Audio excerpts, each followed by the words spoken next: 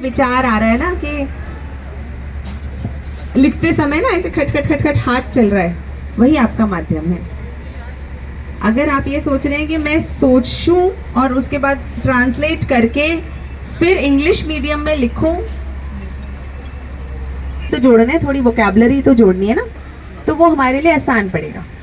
लेकिन अगर हम ट्रांसलेट करके पूरी भाषा को अडॉप्ट करने की कोशिश करें, थोड़ी मुश्किल पड़ेगी। लेकिन ऐसा नहीं, ऐसा करा नहीं है लोगों ने।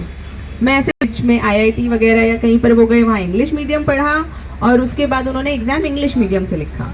और मैं ऐसे लोगों को भी जानती हूँ, स्कूलिंग हिंदी मीडियम थी, कॉलेज हिंदी मीडियम था और करा भी अपना एग्ज़ाम उन्होंने हिंदी मीडियम से और वो भी क्लियर करे हैं। तो दोनों तरीके के एग्जाम्पल्स हैं, whatever you are comfortable. ठीक है,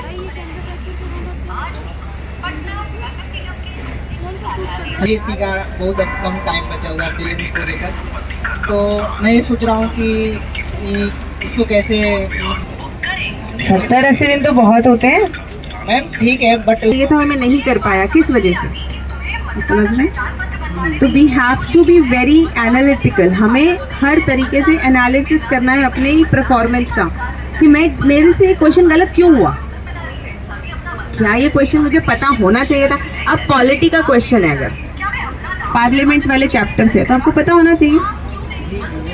प्रेसिडेंट से है, गवर्नर से है, पता होना चाहिए। गवर्नर पे आना चाहिए ना क्वेश्चन, इतना सब कुछ चल रहा है देश में, राजनीति में, आना चाहिए। क्या नेशनल रीजनल पॉलिटिकल पार्टी पे आना चाहिए, पता होना चाहिए ना आपको, पता होना चाहिए। तो ये क्वेश्चन अगर आपकी गलत हो रही है, मतलब बेसिक्स में प्रॉब्लम।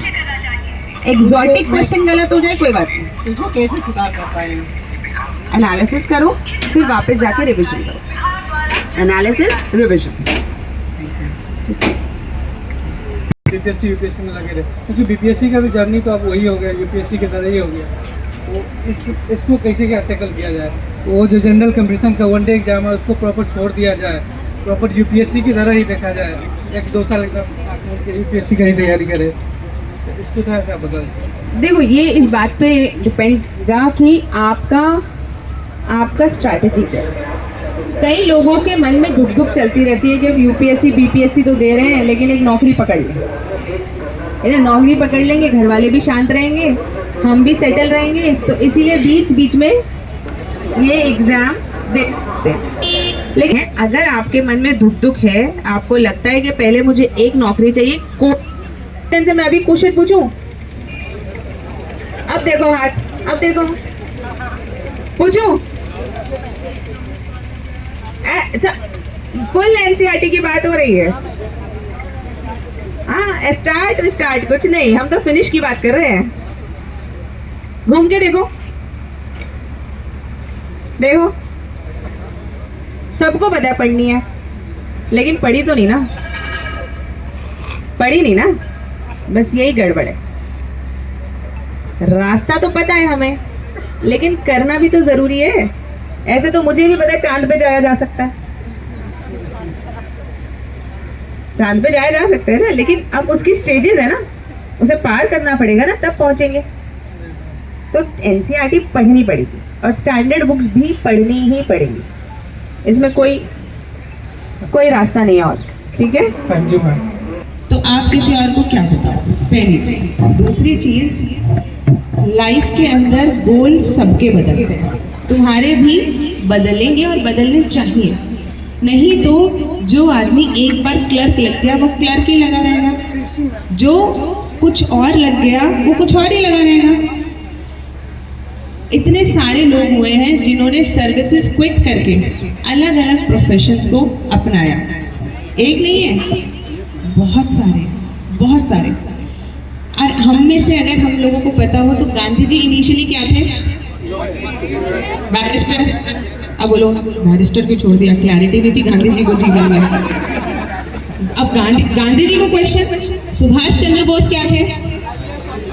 IAS, उन्होंने IAS छोड़ दी, बताओ, क्लैरिटी नहीं थी उनके जीवन में। Is it? नहीं, मैं तो बहुत छोटा हूँ, मैं तो बहुत छोटा कौन है, लेकिन एवोल्यूशन, ये कोई एवोल्यूशन। अगर इंसान की रिजर्वेशन है 60%, अराउंड मतलब 60% के आसपास है। 60% रिजर्वेशन, यस, और बिहार में जो अभी अपकमिंग एग्जाम्स को लेकर चल रहा है, सरकार ने भी जारी कर दिया है जातिगत आरक्षण को लेकर अराउंड 75%। कमेटीज में भी कहा है। यस मैम, तो 75% ये जो रेशियो दिखाई दे रहा है 3:1 का जो रेशियो अब बटेगा, तो इसका तो इफेक्ट बीपीएससी या दरोगा जैसे एग्जाम्स पे भी दिखेगा। और मन ही मन में कहीं ना कहीं एक डर भी सता रहा है जनरल कैंडिडेट ईडब्ल्यूएस जैसे, और कहीं एससी एसटी ओबीसी के लिए भी वो बेहतर भी विकल्प है उनके नज़र से। लेकिन आपका इसको लेकर क्या मानना है, मैं इसको जानना चाहता हूँ, क्योंकि आप एक IAS ऑफिसर रह चुकी हैं, तो इन सब के ऊपर भी आप लोग कहीं ना कहीं रिसर्च की होंगी, तो कुछ आपका मैं जानना चाहूँगा। कैंडिडेट है, यस यस। आप सपोर्ट करते हैं रिजर्वेशन को? No but no.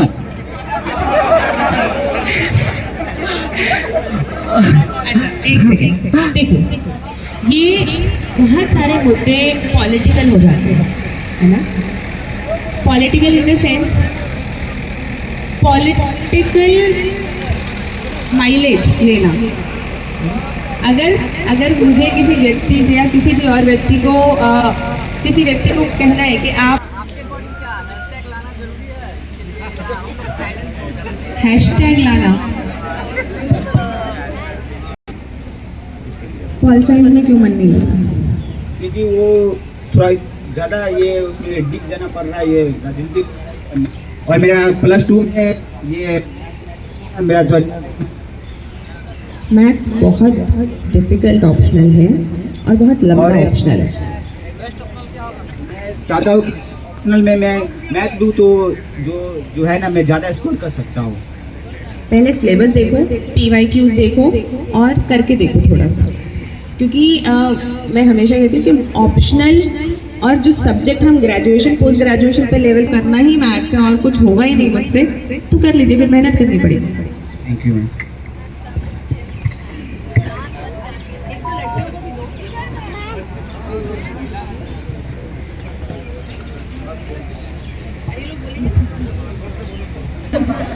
मैम, अगर कोई भी एग्ज़ाम होता है 1 या 2 साल, मतलब 1 या 2 अटेम्प्ट देने के बाद नहीं होता है, और मतलब कि हाँ, और फिर क्या बोलते हैं, डर लग रहा है मुझसे मैम। यहाँ डरोगी, ऑफिस में कैसे करोगी? डरना नहीं, बोलो। मतलब 1 या 2 अटेम्प्ट देने के बाद एग्ज़ाम क्लियर नहीं होता है, घर को में भी रिजल्ट नहीं दे पाते हैं, तो मैम मतलब कहीं मतलब और तरह से हमें जाता है कि हम एक लड़की हैं, हमें टाइम लिमिटेशन दिया जाता है कि तुमको इतना दिन, और वो मतलब नहीं, हम एक प्रेशर दिमाग बन जाता है कि आप तो नहीं कर पा रहे हो, मतलब एक डर लग जाता है कि यहाँ बिहार में खास कर ये भी होता है कि आपका एक और आपकी शादी करवा दी जाएगी, ये सभी प्रॉब्लम मैम बहुत झेलना पड़ता है तैयारी। ये परेशानी है। ये होता है कि हम लोग को मैम ये रहता है कि हम लोग को कुछ करना है, लेकिन इसके लिए हम लोग को टाइम का भी थोड़ा लिमिटेशन होता है। समझाना पड़ेगा, हर समझदार व्यक्ति की तरह समझाना पड़ेगा।